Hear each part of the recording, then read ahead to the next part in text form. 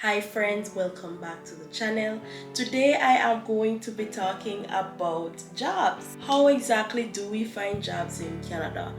Today I'm going to specifically talk about student jobs that are available in Canada and how to find them. However, next week I will be talking about finding jobs in general, like if you don't just want a student job but any job overall. That's what I'll be posting next week. This is the beginning of a series where I'll be talking about all things related to finding a job in Canada, resume writing, cover letter writing. It's all going to be on this YouTube channel in the coming weeks. So definitely subscribe to the channel, turn on your post notifications so that you're notified whenever I post a new video, and that way you'll be notified when I post videos on finding jobs in Canada. Now today I will be talking specifically about finding a student job in Canada. So let me talk a little bit about my experiences in general as it relates to jobs. So first of all, before I came to Canada, I worked for a couple of years. I worked for 4 years before I came to Canada. So because of that, I have a lot of experience as it relates to finding jobs in my home country as well as finding jobs in Canada, which I'll be explaining shortly. Now, as it relates to finding jobs in my home country, I have worked in organizations like government organizations, and I've also worked in like a law firm and stuff like that. So I've worked in many different variations of jobs, and they've always been professional jobs until I came to Canada, where I did take jobs that were unskilled jobs, basically. So I was doing jobs like customer service and like sales rep, where you wouldn't need any work experience or anything to do those jobs. So those are some things that I was doing when I first came to Canada, and that is just something that is very possible, where you may come to Canada and you have to start out by doing jobs that are unskilled. That is because many times unskilled jobs are like the easiest jobs to get in Canada, and then the high skill jobs are the ones that are more difficult to get. When you just come to Canada and you're starting off, then the easiest jobs that you're going to get would be an unskilled job. So because of that, many persons tend to take those jobs in the beginning, and then you slowly go and find the higher skill jobs, semi-skilled jobs and stuff like that. I'm sorry if I sound a bit congested, that's because I am, but I'm getting over a cold, so that's why I might sound a little bit congested. I feel fine, so I'm happy to do this video. So overall, since I've been in Canada, I have worked in about 8 different organizations. I would say I've worked in about 8 different positions, but approximately 4 of those positions were in one organization, and then the other jobs were in other companies. So basically, I've worked in 5 different companies, but 8 different job positions. So, and that's just over a 3 year period while I've been in Canada. So, I have a lot of experience as it relates to applying to jobs in Canada in general. And that is the skill that I would like to offer to you as well, because I've also done career skills while here in Canada, career skills where I've learned about how to write a Canadian type resume, how to prepare a cover letter that is in line with the Canadian standards. So a lot of experience there. The career skills, I did like 3 semesters. So 3 semesters, and it's 4 months in one semester. So that's three. That's basically that is actually 1 year of career skills that I learned in terms of resume writing, cover letter writing, job search, and all that as it relates specifically to Canada. So, based on all that experience that I have received, and based on the fact that so many persons have asked me about how to find jobs in Canada, that is how I have come up with the idea of, okay, what I want to do is to do an entire series where I talk all things finding a job in Canada. Okay, so what I'm going to be doing today is to directly show you how to find student jobs in Canada. I'm going to be using my school as an example, but all you need to do is to contact your administration and ask them what is the website that shows you student jobs. So that's what I'm going to need you to do. But for me, just in case you may be coming to UPI, because I've actually gotten messages from a few of you who said that you're actually planning to come to UPI. So let me shift this a bit and get the website for you, and then let me just screen share this so you can see. Okay, so for my school, what I can do is UPI jobs.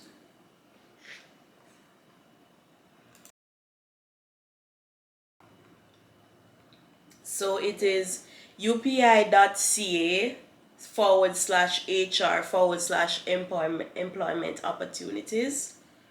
And then you go student positions. You have academic positions, sessional staff positions, then you have student positions, and you click there, and then you can see all the student positions that are available. So this website is showing that the student positions that are currently available are student assistants for the Department of Facilities Management, student assistant sales associate for the bookstore that is there. They're also looking for student assistants in the veterinarian clinic, and they're also looking for fitness center student assistants, and also the athletic department is also looking for student assistants. And as you can see in these positions, it's actually 6 positions that are available. Here it has 6 more positions, here 8 positions, 4 positions, and then 4 positions. And this website is available to the public, so if you search this, you will find it. So let's say you are a student and you're looking for a student position. You would go here and say, okay, you're interested in the student assistant for the Department of Facilities Management. And then you would go in here and you would see that, okay, so this job, the salary is $14.50 per hour, plus you would get vacation pay of 4%. That's good to know. And then you would also read and see that it is up to 37.5 hours per week. Okay, so this job, it was very weird that this job is 37.5 hours. I was wondering what happened there. So don't worry, it's 37 hours because it's actually a full-time job. So this part is very important to note, that it's April 30th that you would begin. So when school finishes, so you would actually be working for the summer in the facilities department. Now we can scroll down and see what is required. So we see that they are currently seeking energetic person. All right, and then you'll see your responsibilities is cleaning the grounds, cutting the grass, raking grass, planting.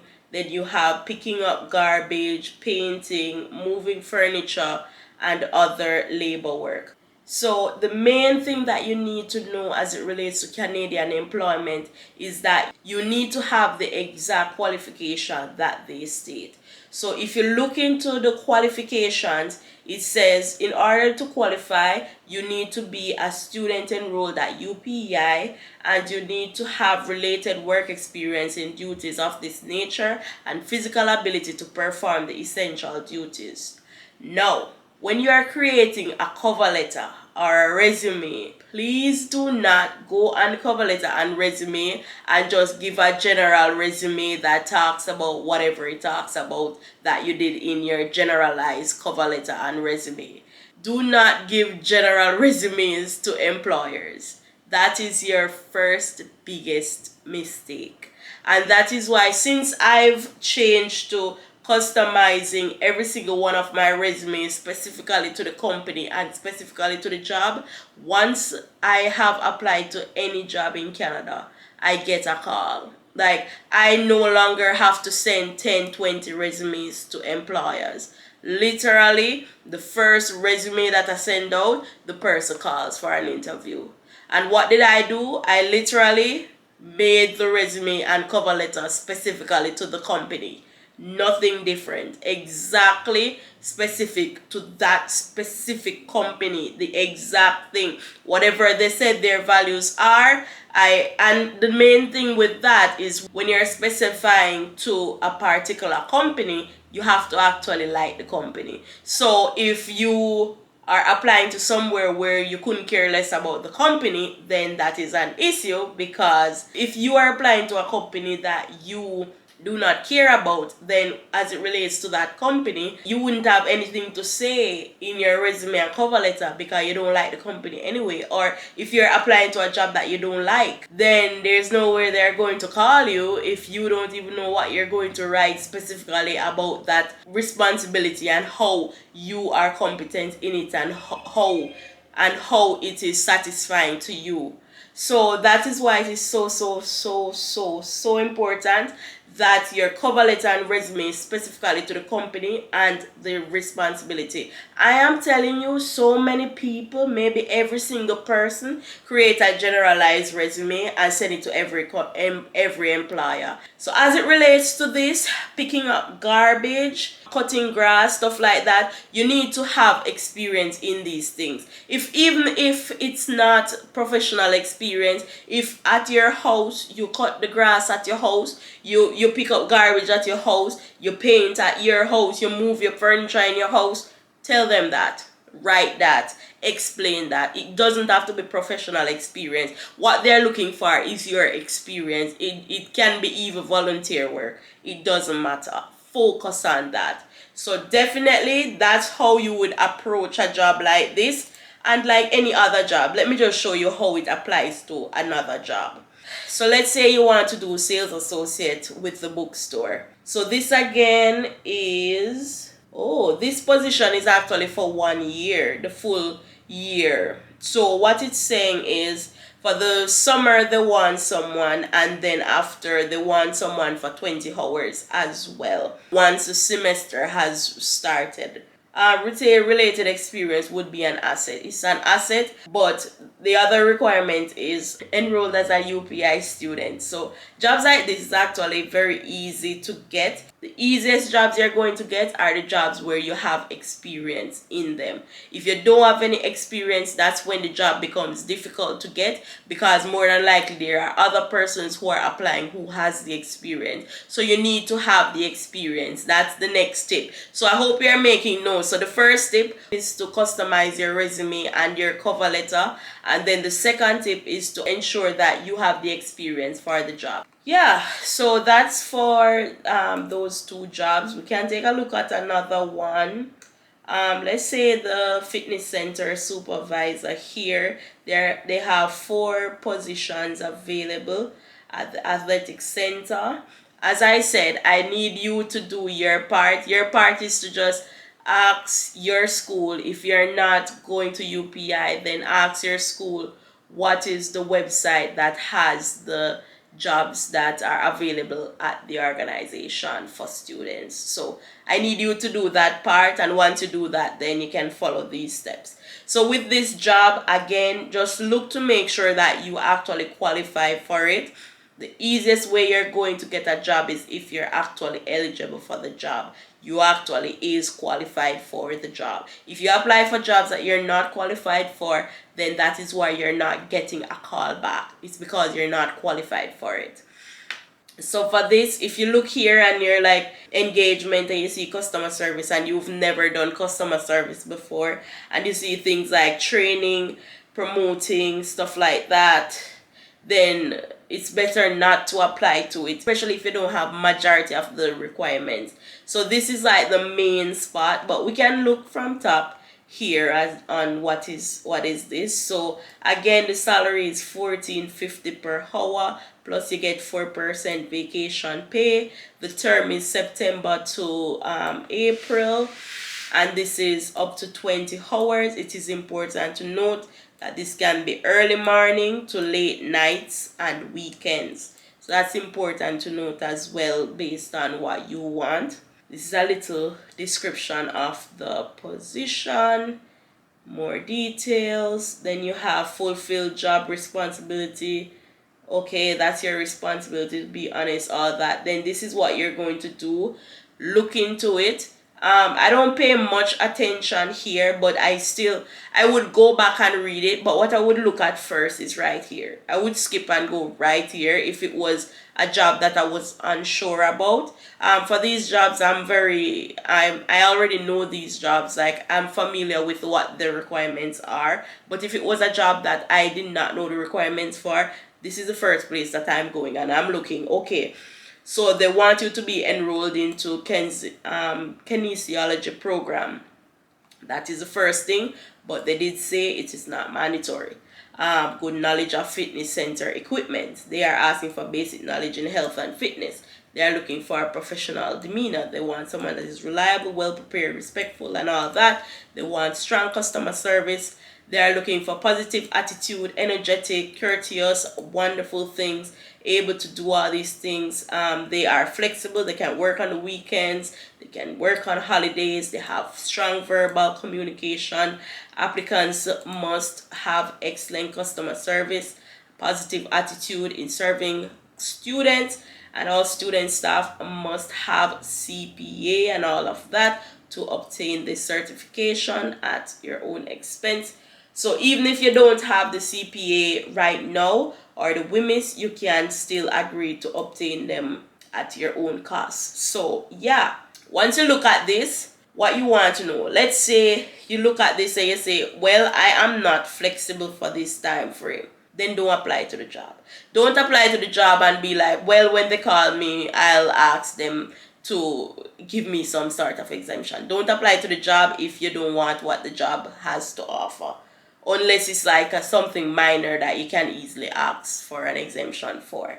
If they directly say that they want someone with strong communication skills and you have poor communication skills, but you have the other things, then possibly you could still get the job. But if you have poor customer service skills, then it plays into the customer service. It plays into the telephone etiquette. If you have issues with communicating, that could be an issue. But still, you can apply if you have some of the requirements, but not all of them. But if you have a few requirements, like let's say, for example, you don't have the CPA requirement. Well, they clearly said willingness to get it, so great. But let's say you do not have the experience with the knowing about equipment, but you have every other requirement that are listed, still apply to the job.